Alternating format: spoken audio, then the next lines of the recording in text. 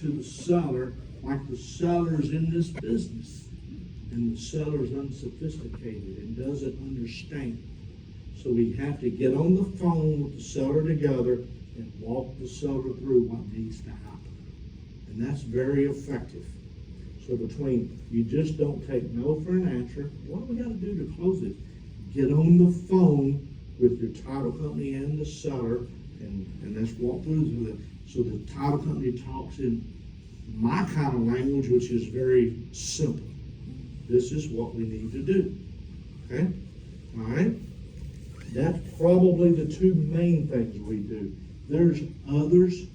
You can buy a house. Let me rephrase that. You can buy a property without property insurance and then fix it later. Now, that probably takes your lender out of place, but what does it bring into play, perhaps, with your seller? You can't get title insurance, you can't close at a title company. What does that mean if you go to the seller and ask for a discount? If you have confidence that you can fix it later.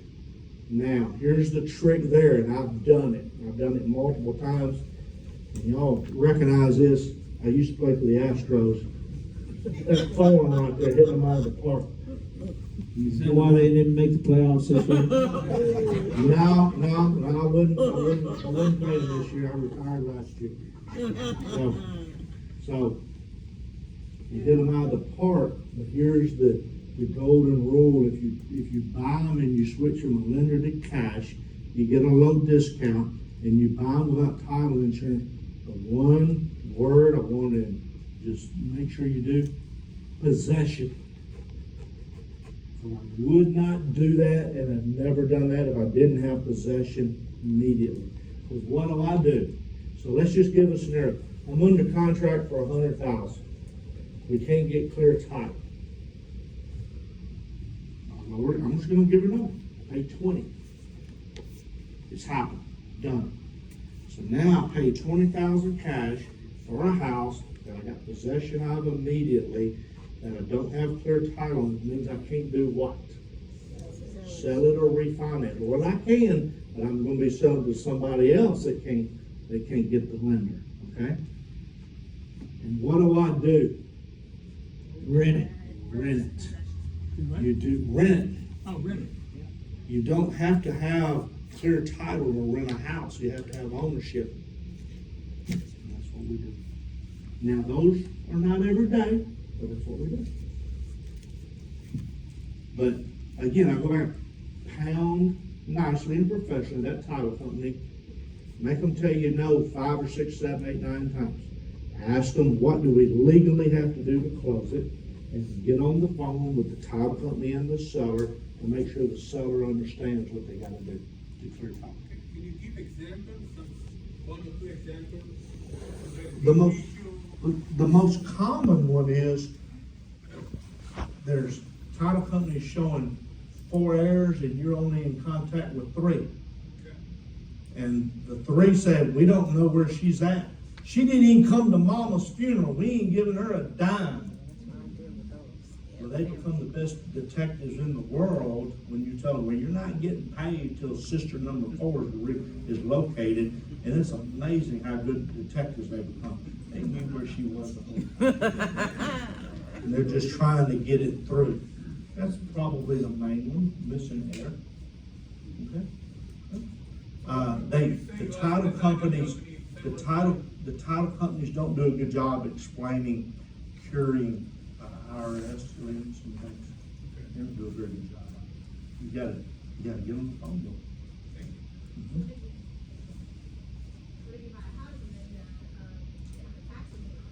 Well, if you buy a house and got a tax lien on it, you're out of business, babe. The title company goes to great lengths to make sure that doesn't happen. Okay, so it's very rare. If you did buy a house that had an undiscovered tax lien, most likely, and I got Miss Fidelity title sitting here, most likely you have what's called a title claim. Okay, on the property that will protect you because you have a you most likely, you got an owner's title policy when you closed on the house. The owner's title policy should be protecting you from the unpaid tax lien that showed up. Did I express that fairly accurately? Yeah, whatever your claim would cover your loss.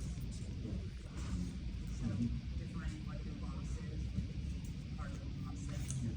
But that's why you have title insurance. Yeah, title insurance. Let's just say you bought the house for $200,000 and your owner's title policy is for the limits of $200,000 and the tax lien is $4,500. Well, how much is the title company gonna pay? They're not gonna pay you $200,000. They're gonna pay you $4,500 to cover it, to clear it, and then you no longer have a claim. Make sense? Make sense? Okay? Okay? Fairly clear. What else? How we doing on time? How we doing on time? Boss, good? Yes, Carla. I got a problem right now with a property that I'm trying to keep close to this memorandum from another investor. And the investor has nothing to do with this property, and I don't even know how the hell he got involved. All right, I've been that's a under great somebody one. under contract for 3 years. That's a great, all right, And I can't close. all right, okay. Let's back up and explain it to everybody. Perla is trying to buy a house that was apparently under contract before for the seller to sell to another investor.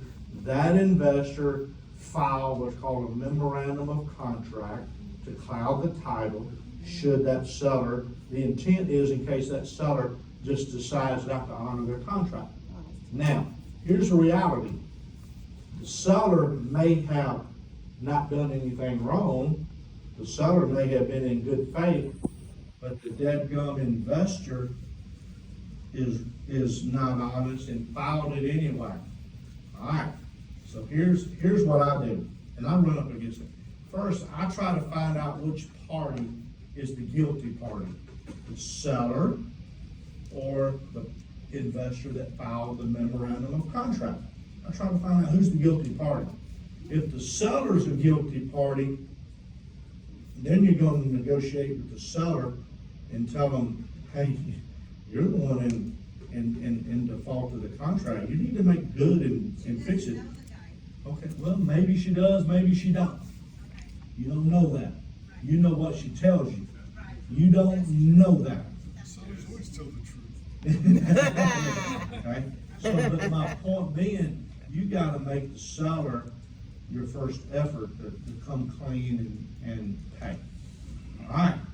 Second move is to go after the person that filed the contract. All right, what do you wanna do here? You wanna buy the house, you wanna get paid? What do you wanna do? And negotiate with that seller. The third thing, Bad text. what's that? He gave me an only bad text. He texted me back, and he Okay, all right, put okay, me off. all right. Okay, I'm going to number 3. I'm pissed. If you determine that the wholesaler was the bad one, usually this works, is you threaten the lawsuit, and typically you're gonna do small claims, or, but they still end up with the judgment if you file it on them. What's it cost to file a small claim? So $350 maybe, $300, $350? You can threaten it, and that works a lot of the time, or you actually do it, and they know they're gonna get a judgment that's gonna show up on them. I'm 1, 2, 3 in it, okay? Number 4, go plead with your title company to say, listen, look at the facts. You know, can you insure? Can you run the risk? Can we bond around it like a mechanic's lien? Okay, all these little tricks, bond around, you actually buy an insurance policy to bond around it. All these little tricks. Lisa, you got any other little tricks on these? There's a lot of variables. Sometimes Yeah. it has, you mentioned it was 3 years ago, saying that probably be waived, like working with an investor knowledgeable title company. Yes. I would say maybe give me a phone call. There's also been some recent legislation that just became effective September 1st that affects the memorandums.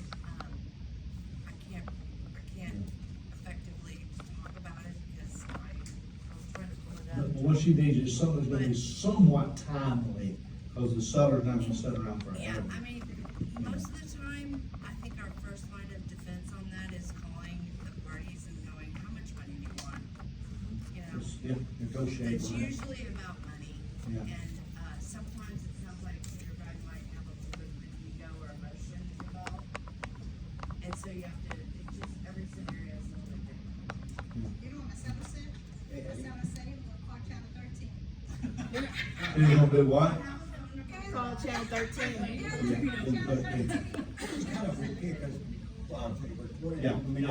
Yeah, but basically, we're talking the same thing, it's, the most effective thing is trying to negotiate it, you know, give a few bucks, if you're the investor and you look, and you think you're gonna make $50,000, would you spend $2,000 to get them to release? Yep. And they've been sitting there, most of them are gonna do it, most of them are gonna do it. And we could talk another 8 hours on that, but most of them are gonna do it, okay? All right. Alex, Johnny, y'all wanna wrap us up, or unless anybody got anything hot? We're always here the third Wednesday, we'll be back here the next one, right in this room, right up front, the third Wednesday always. We're gonna do a 8-hour boot camp on a Saturday on November 1. November 1, I'll still have on my Halloween costume, okay? All right, we charge $29 because I can only hold 35 in my conference room. It's not about your $29. It's about making you show up the morning after Halloween. Because we cut it off for 35 people.